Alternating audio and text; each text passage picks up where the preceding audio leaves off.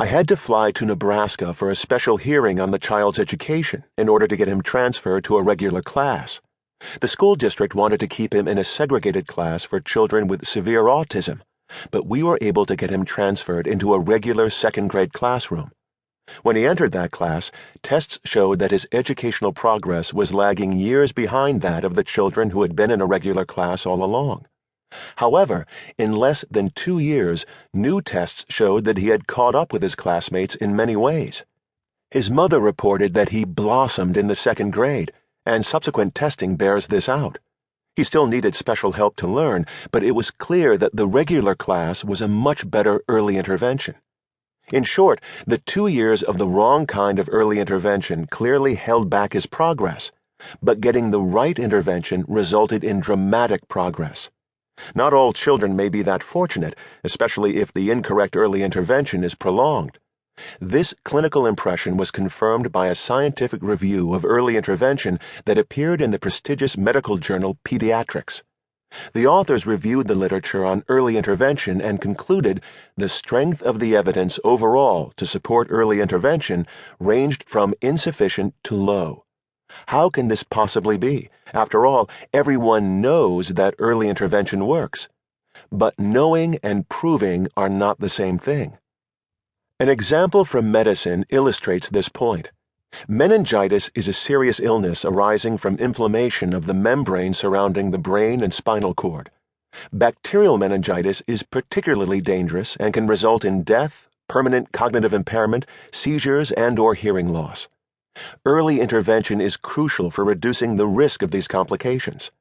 The primary symptoms are fever and headache. Fortunately, meningitis can be diagnosed using a medical test that can detect the bacteria causing the illness. But imagine what would happen if all patients with a headache and a fever were placed on a meningitis spectrum. Attempts to test the effectiveness of early intervention would be confounded by this overly broad definition. Taking aspirin or even doing nothing would have a high cure rate for the meningitis spectrum, but would do nothing for the patients on the more severe end of the spectrum who actually have meningitis. One cannot help but wonder whether this is happening with the expansion of the autism spectrum. Another late-talking little boy was brought to me from New York because he had been diagnosed as having autism. My testing showed that was not true, but the people who had diagnosed him back in New York could not be convinced. When the boy began to walk on his toes and to bite his hand, they felt this was proof they were right, because toe walking and self-injuring are things many children with autism do.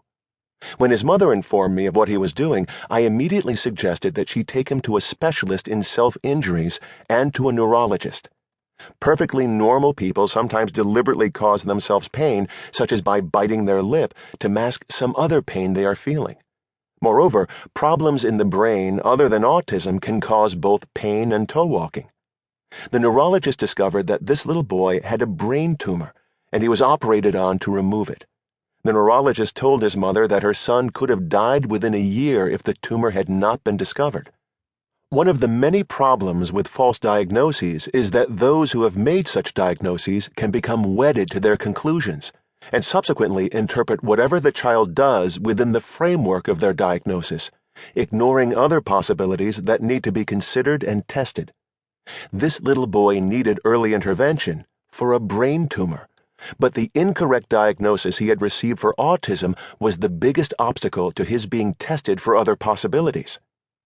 After children have a label like intellectual disabilities or autism put on them, parents as well as others who deal with them can come to view them differently and to behave toward them differently than they would toward other children.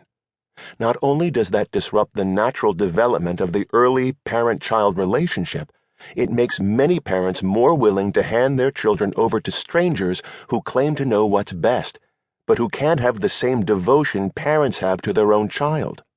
When children are late in beginning to speak, many people begin to scrutinize their every action, seeing symptoms and red flags of something wrong in things that might otherwise be seen as typical of the odd things toddlers often do, which are regarded as cute when the child is not a late talker.